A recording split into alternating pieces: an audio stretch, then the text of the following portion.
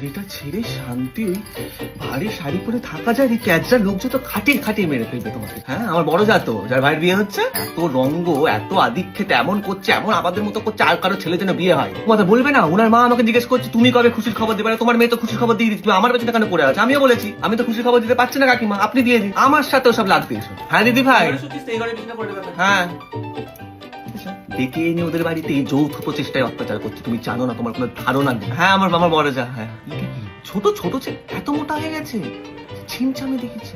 ঘিয়ের ডাব্বাটা আমি রান্নার জায়গায় রেখে দিয়েছি, ঠাকুরের ঘিয়ে। আবার এত দূর সম্পর্কের সম্পর্ক আমি এই জন্য আসতে চাই না, জানো তো? আমি এত খাটার কোনো মানে আছে? সংসারে 50টা টাকা দেওয়ার জন্য এদের হাত পা কাঁপে, আর এখানে ভাইয়ের বিয়ের জন্য ডিজাইনার শাড়ি কিনেছে। ওই বাড়িতে তো বাড়ি করে, আমি যে এখানে দেখছি আমাকে বলছে না ছোট এটা পুরোনো শাড়ি, তুই খেয়াল করতে পারছিস না, এটা তো তুই আগেও দেখেছিস। আমি আগে দেখেছি, আমার চোখ কি কানা নাকি? হ্যাঁ আমার চোখ। হ্যাঁ ভাইয়ের বউকে যে গয়নাটা দিল ওটা কিন্তু পুরোনো গয়না, ওটা কিন্তু কেনেনি। পিঁপড়ের পোঁত টিপে খাওয়া মহিলা। তখন আমি খেতে বসে একটা আইসক্রিমের বাটি কি এক্সট্রা চেয়েছি, ছোট আইসক্রিম খেয়ে কি আবার যেন ঠান্ডা লাগাস না, ঠান্ডা লাগাস না কেন? লোক সমাজ আমাকে অপমান করে আমি টের পাই না? ওনার তো এখন মাথা চলছে, ওনার ভাইয়ের বউ ওনার সাথে কথা বলে না ঠিক করে, আমার সাথে হিঁচি হিঁচে কথা বলছে। আরে লোকজন তো জানে, লোকজন তো বুঝতে পারে, লোকজন তো লোকের মুখ দেখেই বুঝতে, তোমার মুখ দেখেই তো বুঝতে পারে তুমি কুচুতে, আমার মুখ থেকে বুঝতে পারে যে আমি ভালো মানুষ, তাই আমার সাথে ভালোভাবে কথা বলে। তোমার সাথে তো মুখ লাগানোই যায়।